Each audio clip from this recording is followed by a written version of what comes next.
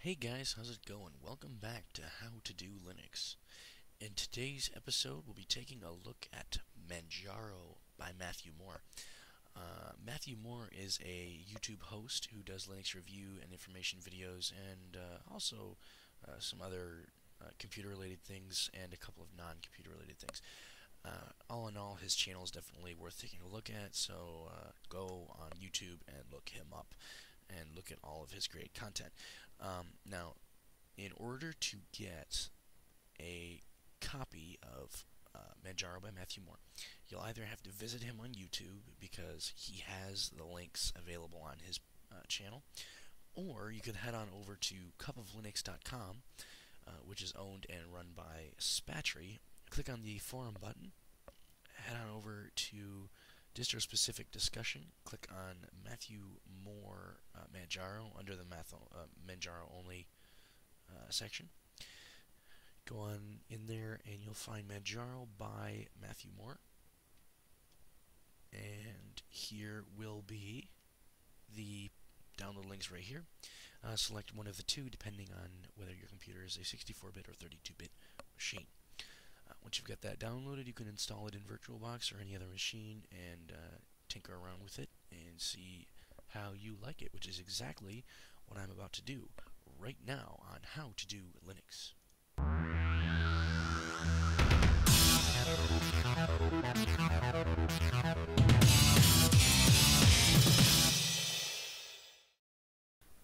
Alrighty, and here we have Manjaro by Matthew Moore. It doesn't look an awful lot different than the default Manjaro desktop, but there are definitely a few tweaks. Why don't we start out with pointing out the differences in the bottom panel here. The Manjaro menu has been altered slightly with the word menu included as showing up, which it does not in the default Manjaro installation. Also, down here, your weather, which I do not believe is configured for my area. No, it's configured to Matthew Moore's area, and you just have to go in and tell him where you are. But the weather is nice to have down there. That's not in the default install of Manjaro. It may be there, but it's definitely not enabled on the panel. Right now you have one workspace to choose from, but you can definitely add more by right-clicking, going into Properties, and adding more, which doesn't look like it's going to let me do right now, which probably has to do with it being in VirtualBox. Or, wait, oh, there we go. You can go into the Workspaces menu, which you'd have to click here, Workspace Settings, and then add Workspaces, and I believe this is the rows. Yes, that's where I got confused. So you can have as many of these as you want.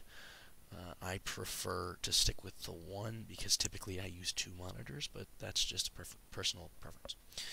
To the right of that, we have our notification area. This is the Clipman. I believe this is the paste clipboard, copy and paste clipboard. These are your various language packs that you can install, your internet connection, your sound volume control, the updates, which there are no updates because I updated it before I did this recording. And then to the right of this is your time, date and time. This is a nifty little tool. I did a little bit of toying around with it, and I was kind of surprised by all the things that it can do. But if you want to find that out, you're going to have to go and look at it for yourself.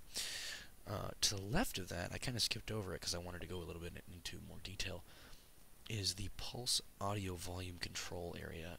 This is definitely not down in the panel in the default installation of Manjaro, but it is definitely handy to have it there because especially for Matthew and Spatry and myself, for the audio levels adjustment control that you can have there, definitely input. I have a lot of trouble with getting this particular microphone to have semi-reasonable audio levels, as you could probably tell by the intro of this video. I believe it was quite a bit louder than this recording.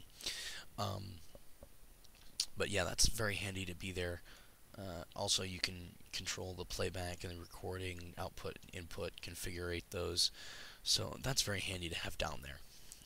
Up here we have, I believe this was the space for the installation, the option to install Manjaro, and it was just removed, and these didn't get moved, which is fine.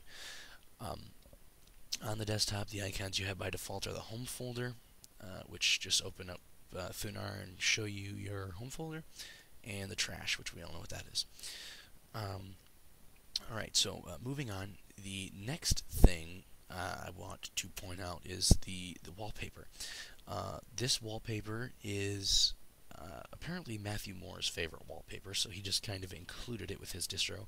But you can, by right-clicking on the desktop, go down to Desktop Settings and choose a different background. I'm not sure that it's going to cooperate for me. Yep, there it goes.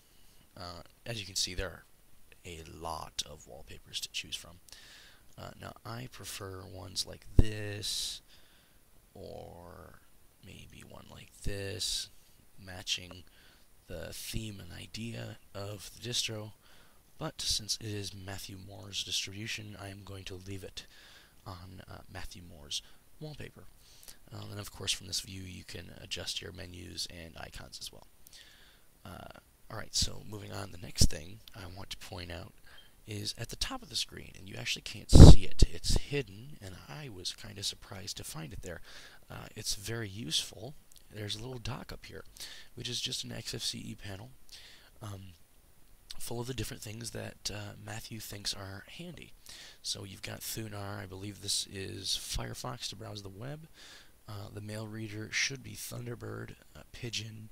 You have Skype, Mumble, HexChat, LibreOffice, Shotwell, Pinta, which is an interesting little paint program.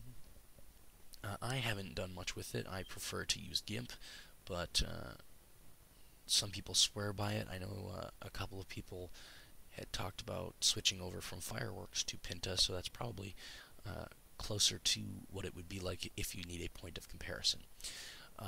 To the right of that, we have Banshee Media Player, the Linux Multimedia Studio, Audacity to record and edit your audio files, Blender for 3D modeling, animation, rendering, and post-production. I know Spatcher uses Blender for his intros, for his videos, so that's handy. Kdenlive for doing video editing. That's the one that I use. Also, you know, coupled with OpenShot, both are good video editors. I would definitely recommend Kdenlive and OpenShot for video editing over Movie Maker or iMovie. And next to Kdenlive, we have K3B, which is a disk writing program, and it is one of the best. Since it is KDE software, it is one of the best of the best of the best when it comes to disk writing. I've never had an issue with K3B, so I tend to stick by that. Next to it is the terminal emulator, which lets you just open up a basic terminal and you know, do your terminal work. To the right of that, which isn't necessarily an item, it's a little bar that you can grab and move this to anywhere you want. Actually, you can have it right in the middle of your screen if you really want, but you can move it around and put it anywhere you want. So yeah, you can go and move this around however you want. If you right-click it, go to the panel preferences, you can adjust the size, which I'm not going to adjust the size because I don't want to have to reset it because I prefer it the size that it is. But you can go in and change it to vertical mode, and you can move it to the left or the right of the screen, put it on either side however you want to configure it, which is one of the nice things about XFCE. If you want to get it back to where it was, all you have to do, take it up and it snaps right there to the middle, and there it is, it's back to where it was. So there is that. Moving on to the menu, there's a lot of software in here that he included that does not come with the default Manjaro installation, he's got an entire list of the different things that are in here, and I think you can very easily compare them to what Manjaro has by default installed with it. But this is just it's aiming for convenience is really what it is. Um, so he wants the computer to be as user-friendly and convenient as possible. So that's why he's got the dock at the top. That's why he's got all these applications in the favorites. But under accessories, we'll check there first. You have 7-zip file manager, the application finder, archive manager, bulk rename, catfish file search, clipman, disks. This is the GNOME disk, disk drive, hard drive, disk editor. That Matthew Moore prefers the GNOME one to gparted. I personally would rather use gparted. I'm more familiar with it, but that's totally up to him. So he included it because he likes that better. You got your calculator, gedit, HP device manager for. This is very, very convenient for if you have an HP printer, which a lot of people do. You have the main menu. You can adjust what is in the XFCE menu. I'm not sure if this works with Whisker, but because I've never actually had to bother using it, but it's there for added convenience if you need it. Nepomuk backup, Nepomuk cleaner. You've got notes, Orage global time, screenshot, handy for if you get yourself into a little bit of trouble and you need some assistance in getting it fixed. Sensor viewer shows the sensor values. This will tell you what your CPU usage is and RAM and temperature and other things like that. Underneath that is the SUSE Studio Image Writer, which is, from my experience, has worked even better than Unibooten, which is what most people use for writing ISOs to USBs. So if you can get your hands on SUSE Studio Image Writer on whatever distro you happen to be using, I would recommend giving that a try over Unibooten, and if you don't like it, then you can go back, but I've liked it so far. In here we have Task Manager, we've got the Terminator, Thunar File Manager, and XFburn, which is another very good disk burning software. Under development, not a whole lot. You can add more if you want. Go into the AUR and install whatever you want as far as development goes, but as it sits, there's not much. Under games, you have Amor. This is interesting. Amor is this little character down here, which I fondly refer to as the little high happy guy. But I don't prefer that face. I would rather have a little tux guy. See, now I've got this little dude who walks around my screen and does whatever he's gonna do, and it's pretty useless, but it's fun, you know. It's fun to have him around. You can have lots and lots of different of these little goofy animated dudes. This little stick figure guy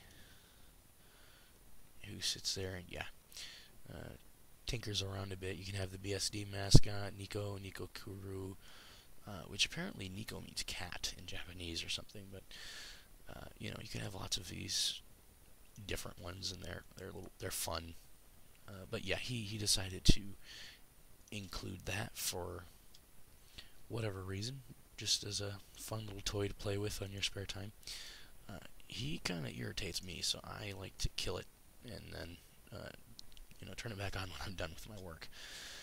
But anyway, Extreme Tux Racer, Frozen Bubble, K Mahjong, K Patience.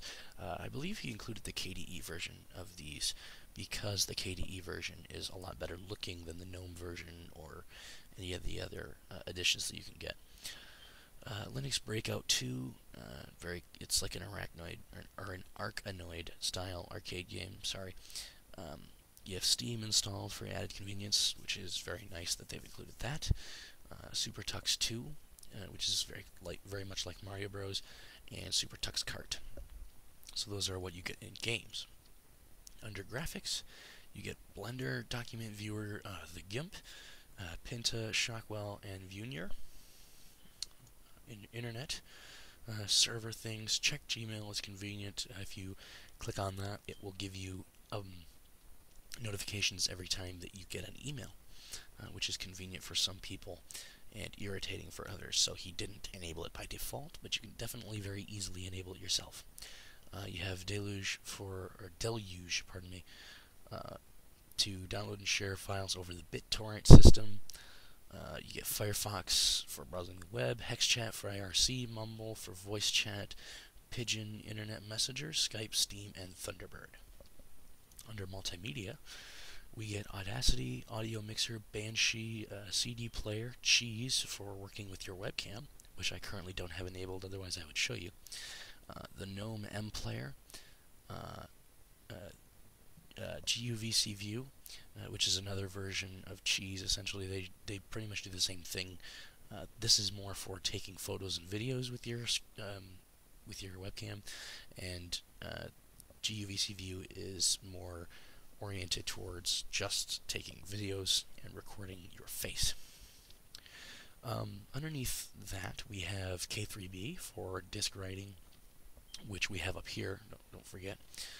We have it up here right there. But it's there for your added convenience. We have Kdenlive again, Linux Multimedia Studio again, Media Info. This will give you info on all of your media files. So if you need to check the file rate and other things like that, frame rate and other things like that, you can get that through that application. And then we have Pulse Audio Volume Control, which is down here on the panel. And under that we have the QTV for L2 Test Utility. I'm not exactly sure what that is. I've never had to use it before, but I'm sure it's convenient because he's included everything that you'd ever need for your life to be convenient. He's got the simple screen recorder here, which is what I'm using to record this video right now, included. So that's very nice to not have to go and find one yourself. So that's there for your convenience. The VLC Media Player, that's my personal favorite for playing media. It tends to cooperate with most file types. I have yet to have much of a problem with it. WinFF is a GUI for FFmpeg, which is what I used to use for screen recording, but I think you can do other things with it as well. And then we have XFburn again for DVD and CD burning. In the Office section, you will get Dictionary, Document Viewer, LibreOffice, LibreOffice Calc, Impress, Math, Writer, and the Orage Calendar and Global Time, which is good for managing your calendars and time zones. And in Settings, we have Accessibility, Adobe Flash, Appearance, Desktop Display, File Manager, Firewall, ICE-T Web Control Panel, Keyboard Settings, Login, Windows Settings, Main Menu, Manjaro Settings Manager, Menu Editor, the MIME Type Editor, Mouse and Touchpad Settings, Network Connections, Notification Settings, pretty much all the way down to Workspace Settings. There are a lot of useful things in here, like customizing the panel, your preferred applications, changing your screensaver, which Manjaro comes with some fun screensavers, especially Matthew Moore's edition, so I'm very happy that he's included those. Session and startup settings, the settings manager. Now, down here we have the window manager tweaks, which is very handy. This comes by default with most XFCE distributions, but I'm glad that he has opacity turned on by default, so when you're resizing the window, the opacity drops, and when you're moving the window, the opacity drops. So it's just very convenient to have that as well. It doesn't necessarily add to usability, but it definitely makes the default XFCE look cleaner and more pretty to use. So, but yeah, that's the Matthew Moore edition of Manjaro. Now, there was actually one thing that he included with this that you can easily enable yourself, but I just thought it was super nice to have in a just a base install of XFCE, because I mean, A lot of the distros that come with a lower end installation of XFCE, which this definitely isn't a low end installation of XFCE, there are quite a few effects thrown in here, and of course it was shooting for convenience. So in his search for convenience, Matthew Moore has added a feature that lets you kill anything that is not cooperating without having to go into your task manager and killing the process, or going into your terminal and kill all whatever you're using. If you hit Control Alt Delete on your keyboard, which I can't actually do it, it seems like it appears that I can't do it right now because of what is going on. Oh, because I'm using it in VirtualBox. So if I should be able to go down in here. Okay, there we go. Insert Control Alt Delete. If I do that, see, it turns my mouse into a little X. Now, whatever I click on with that X, pretend like my Thunar here is what's not cooperating. If I click it, boom, auto kill. It's completely dead. So that's very convenient.